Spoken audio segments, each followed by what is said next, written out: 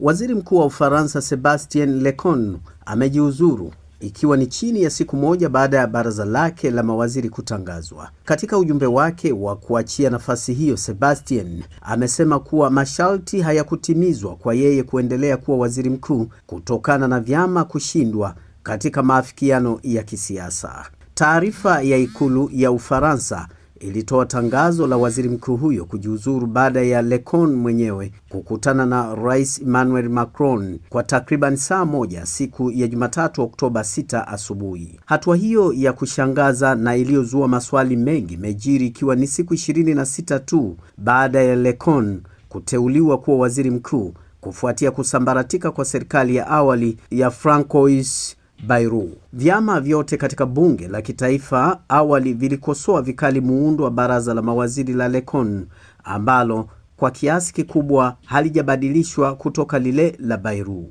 Vyama vingi vinapigia kelele uchaguzi wa mapema na vingine vikimtaka Rais Macron kuondoka madarakani, japo kuwa amekuwa akisema hatajiuzuru kabla ya muhula wake kumalizika, maana yake ifikapo mwaka 2027. Jambo pekee la busara kufanyika kwa sasa ni kufanya uchaguzi, ni maneno yake Marine Le Pen wa chama cha siasa kali za mrengo wa kulia cha RN. Kichekesho kimeendelea kwa muda wa kutosha. Watu wa Ufaransa wamechoshwa. Macron ameiweka nchi katika hali ngumu sana, ameongeza Le Pen.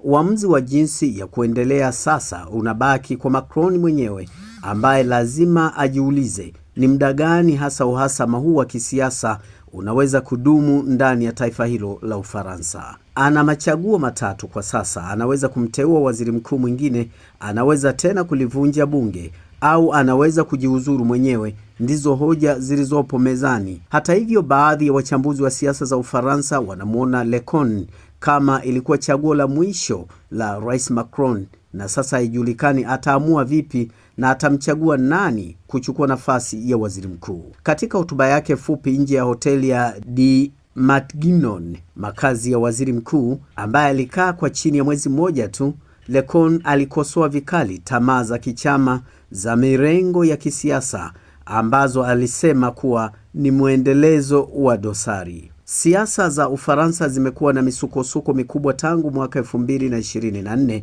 pale Macron alipoitisha uchaguzi wa haraka wa wabunge kwa nia ya kupata wingi wa wazi kufuatia hasara kubwa kwa chama chake katika kura ya bunge la Ulaya. Badala yake, uchaguzi huo ulisababisha bunge kuwa na kinyongo, kugawanyika katika makundi kadhaa yanayopingana kiitikadi ambayo yalikuwa yanatofautiana sana kutokana na kufanya kazi pamoja.